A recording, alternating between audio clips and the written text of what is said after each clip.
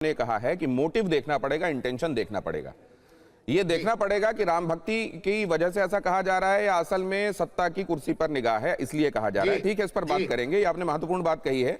लेकिन इस पर ये जो आपने कहा है कि तुरंत ही इस पर इस्तीफा दिया गया। देखिए, कहीं पर अगर कोई क्राइम सीन होता है, आपको मालूम है, अगर कहीं कोई क्राइम घटित हो जाए, पुलिस फौरन उस जगह जाकर कॉर्डन ऑफ करती है। जो संबंधित लोग उसमें होते हैं उनको तुरंत ही अलग ले जाकर बिठाया जाता है। उनके बीच में बातचीत भी ना होने पाए, ऐसा ना हो कि वो कॉन्कॉक्ट कर लें, कोई स्टोरी बना लें आपस में बैठ के और सब एक मत होकर कहीं बरगलाने की कोशिश करें। ये सब किया जाता है। यहां इतने दिनों तक पद पर बने रहना, क्या ऐसा लोगों को लग सकता है? क्या ये गुंजाइश बनती है क्या कि मैं आता हूं आपके पास, मैं केवल सवाल छोड़कर जा रहा हूं, बल्कि अगले संत के पास जा रहा हूं मैं, कि क्या इतने दिनों तक किसी का पद पर बने रहना क्या स्थितियों को प्रभावित कर सकता है? अब मैं जरा ये जाऊंगा, हमारे साथ प्रेमानंद पुरी जी महाराज जुड़े हुए हैं। प्रेमानंद पुरी जी महाराज, इस विषय पर आप कैसे देखते हैं इसको, पद पर बने रहते हुए जांच होना? ऐसा है, सबसे पहले तो मेरे सारे गुरु भाइयों को मेरा जय श्री राम, और बंसल जी को भी जय श्री राम। देखिए, पद पर बने रहना, मैं तो कहता हूं चंपत राय जी को इस्तीफा देना ही नहीं चाहिए था, क्योंकि ट्रस्ट में हरेक का काम है, हरेक की मर्यादित जो है जिम्मेदारी है, और उस जिम्मेदारी के बाहर कोई भी व्यक्ति काम नहीं करता है।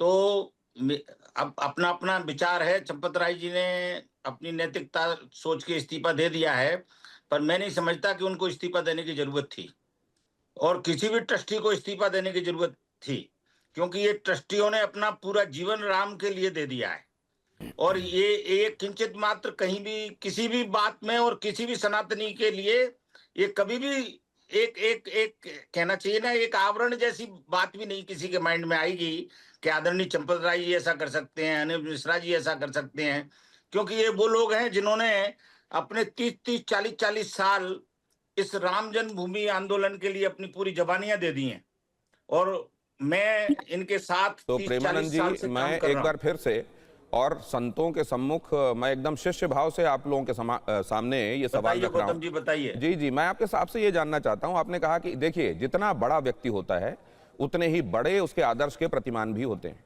माता सीता की तरफ जब आरोप लगा तो उन्होंने माता जगत जननी जगदम्बा खुद अग्नि परीक्षा से होकर गुजरी थी। तो ये कहना कि ट्रस्ट से जुड़े हुए किसी व्यक्ति को इतने सवालों के खड़े हो जाने के बावजूद इस्तीफा नहीं देना चाहिए, ये ठीक है? ना, कोई ऐसी कोई जरूरत नहीं है। ये बहुत सारे कालने भी हैं, और बहुत सारी जो इस देश में कुछ गंदगियां जो हमारे मुगल आए थे, जो छोड़ गए थे, जिनको हम अकबर की औलाद कहते हैं, ऐसे जो कुछ लोग हैं वो इस विषय को इतना मचा रहे हैं। बाकी ऐसा कोई बड़ा विषय नहीं है। ठीक है, हर जब बड़ा परिवार होता है। आपने बहुत महत्वपूर्ण बात कही है। पहली मिनट गौतम जी, देखो, मैं 600 किलोमीटर की यात्रा पूरी करने के बाद आज उदयपुर आया हूँ, और मुझे 3 बार आपके चैनल से कहा गया, तो मुझे अपनी बात बिल्कुल आप रखिए सर। स्वामी जी, मेरी बात तो सुनिए, मेरा निवेदन तो सुनिए। अभी बाकी बात सुन लो, मुझे अपनी बात पूरी करने दो अगले 30 सेकंड में प्लीज, क्योंकि उसके बाद ये कार्यक्रम का ही वक्त समाप्त हो जाएगा, तो बाकी लोग जो जुड़े हैं उनसे बात नहीं हो पाएगी मेरी। अच्छा, ठीक है। एक बात तो मैं कह दूं अपनी। हाँ, कहिए। मैं एक बात ये कहना चाहता हूँ गौतम जी, जब बड़ा परिवार होता है ना, हमारा 120 करोड़ लोगों का परिवार है। राम का परिवार कोई छोटा परिवार नहीं है, 120 करोड़ लोगों का परिवार है, और हमेशा से बड़े परिवार में इन विधर्मियों ने कुछ भेदिए हमारे बीचों में भेजे हैं, तो वो लोग ऐसी बातें चिल्लाते हैं। बाकी अब बड़ा परिवार है, फूट डालने की कोशिश बड़े परिवार में हो रही है विधर्मियों की तरफ से, और ट्रस्ट के लोगों को तो इस्तीफा देने की भी आवश्यकता नहीं थी, उन्होंने इस्तीफा दे दिया, यही बहुत बड़ी बात। ठीक है, अब मैं आपकी ही आज्ञा से आगे बढ़ता हूं, सीताराम दास जी के पास जाऊंगा। सीताराम दास जी, निर्मोही अखाड़े के। सीताराम दास जी, आपने सारी बातें सुनी हैं, आप मेरे साथ एक कार्यक्रम में भी अभी कुछ दिनों पहले थे।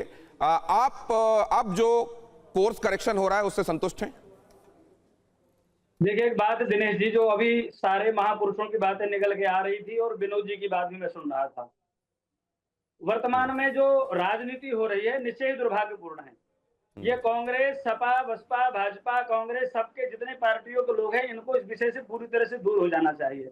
ये जब तक चिल्लाते रहेंगे, सक्रिय बने रहेंगे, तब तक कोई जांच ठीक से नहीं हो पाएगी, और राजनीति में विषय चला गया तो निश्चय ही पूरा मामला अलग दिशा में चला जाएगा।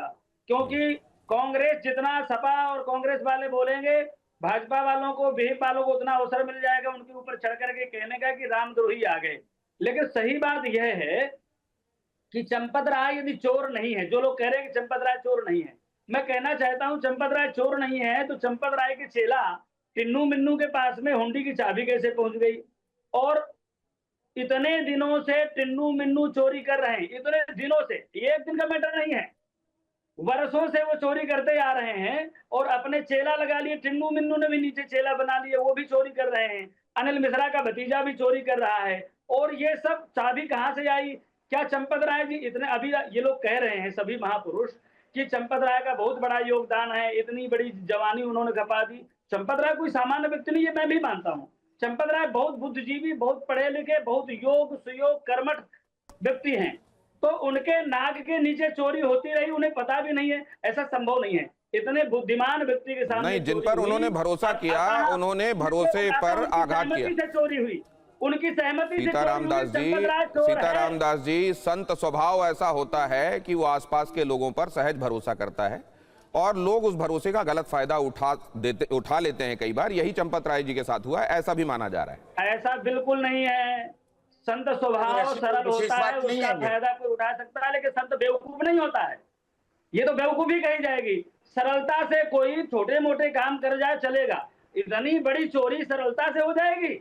ये चंपत राय की सहमति से हुआ है, ये सरलता से नहीं हुआ है, ये चंपत राय की सहमति से हुआ है। एक बात विनोद जी ने बहुत अच्छी बात कही थी, मैं उसको कह करके, आपका समय पूरा हो रहा है, ज्यादा समय नहीं लूंगा, लेकिन मैं एक बात कह रहा हूँ। विनोद जी ने कहा था कि एक युद्ध हम जीत चुके हैं। हाँ। बाबर वाले जो थे उनसे हम युद्ध जीत चुके हैं, भगवान का भव्य राम मंदिर बन गया और भगवान अपने भव्य मंदिर पर बैठ गए।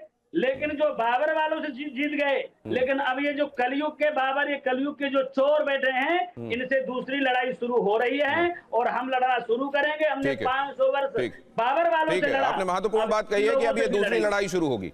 तो ये जो दूसरी लड़ाई शुरू होगी, ये ठीक है। तो पहले बाहर वाले लोग थे, आक्रांता थे, अब भीतर ऐसे लोग जो चोला बदल कर बैठे हुए हैं, वेश बदल कर बैठे हुए हैं और सनातन को ही एक तरीके से उस पर दाग लगाने की कोशिश करने का काम कर रहे हैं, वो उनके खिलाफ आप लड़ाई लड़ेंगे, आप ये कह रहे हैं ना?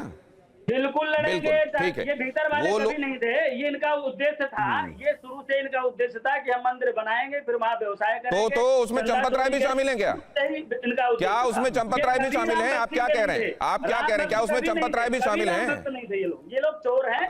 हाँ, मैं विनोद जी से एक बात जरूर, सीताराम दास जी, क्या चंपत राय भी उसमें शामिल हैं? चंपत राय शामिल नहीं, चंपत राय मास्टरमाइंड है। चंपत राय मास्टरमाइंड है, उसी ने चोरी करवाई है। विश्व हिंदू परिषद एक उच्चतम संगठन है। तो आप उनको बाहर का आदमी मानेंगे या अंदर का आदमी मानेंगे? फिर आगे बढ़ता हूं मैं। आप उनको बाहर का आदमी मानेंगे, अंदर का आदमी मानेंगे? वो अंदर का आदमी नहीं है। क्यों अंदर का आदमी नहीं है? विश्व हिंदू परिषद के अंदर ऐसा व्यक्ति घुस सकता है, लेकिन विश्व हिंदू परिषद का अंदर का व्यक्ति नहीं हो सकता है।